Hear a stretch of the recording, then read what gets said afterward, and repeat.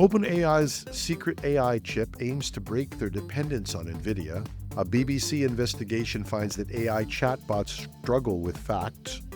Meta's layoffs leave high performers blindsided, and Sam Altman rejects Musk's $97.4 billion OpenAI bid and jokes about buying X instead.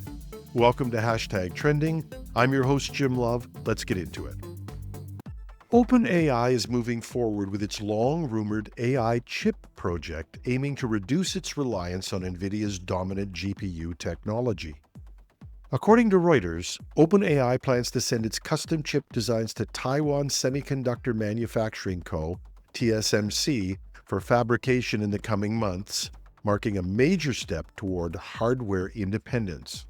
The chip will focus on AI inference rather than training, with a team of 40 engineers led by former Google chip designer Richard Ho working alongside Broadcom. The design includes high-bandwidth memory and networking features similar to NVIDIA's, with TSMC producing the chips on its advanced 3-nanometer process. Custom AI chips are a growing trend among tech giants, with Microsoft, Amazon, Google, and Meta all developing their own processors to cut costs and reduce reliance on NVIDIA. OpenAI's push aligns with CEO Sam Altman's broader semiconductor ambitions, including efforts to raise up to $7 trillion for global chip fabrication. Despite the ambitious plans, challenges will remain. Each custom AI chip iteration can cost over $500 million, and technical setbacks could delay OpenAI's projected 2026 rollout. Still, with Microsoft planning an $80 billion investment in AI infrastructure this year, OpenAI's move signals a broader shift in AI hardware competition. A BBC investigation has revealed that AI chatbots are struggling with factual accuracy, frequently distorting news, misquoting sources, and generating misleading answers. The study tested ChatGPT, Copilot, Gemini, and Perplexity on 100 questions using BBC articles as reference material. More than half of the responses contained significant issues. Now, some of the errors were obvious, like claiming that Rishi Sunak was still the UK Prime Minister or that Nicola Sturgeon remained Scotland's First Minister. Others were more subtle but equally concerning, including falsely attributed quotes, misrepresented medical advice, and outdated material mistaken for current news. Google's Gemini even avoided confirming convicted nurse Lucy Letby's guilt, omitting key details of her murder convictions. BBC chief news executive Deborah Turnus warned Gen AI tools are playing with fire, urging AI companies to work with publishers to improve accuracy rather than add to chaos and confusion. Now, this isn't the first time AI-generated news has come under fire. Apple recently suspended its AI-generated news alerts after complaints about inaccurate summaries. If AI firms fail to address these reliability issues, the vision of AI-powered news assistants could quickly turn into a credibility crisis. Meta's latest round of layoffs has surprised employees, including some with strong performance reviews. While the company had suggested the cuts, impacting 5% of its workforce, would target underperformers, many were unexpectedly let go despite having positive evaluations. And reports indicate that some employees with mid-2024 performance ratings were later told their scores had been retroactively downgraded, making them eligible for termination. Others were dismissed without prior negative feedback. Internal guidelines allow managers to include higher-rated employees in layoffs if they haven't met their reduction targets through lower-rated staff alone, a policy not widely communicated beforehand.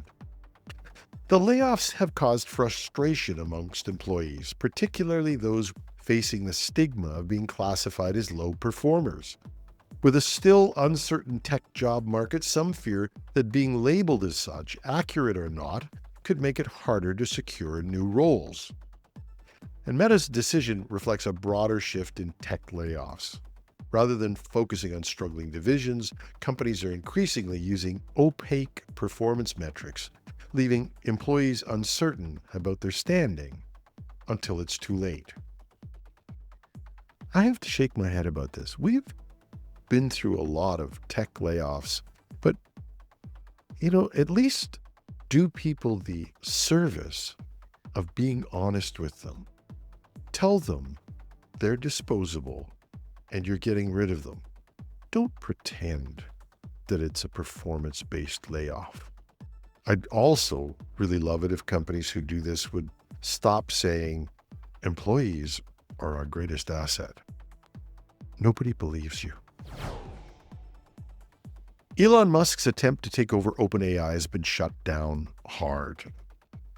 Musk, alongside investors from his AI startup xAI, submitted a $97.4 billion bid to acquire OpenAI's nonprofit governing body, arguing that the company had strayed from its mission of OpenAI development. But CEO Sam Altman wasn't interested, dismissing the offer outright and accusing Musk of trying to slow down a competitor.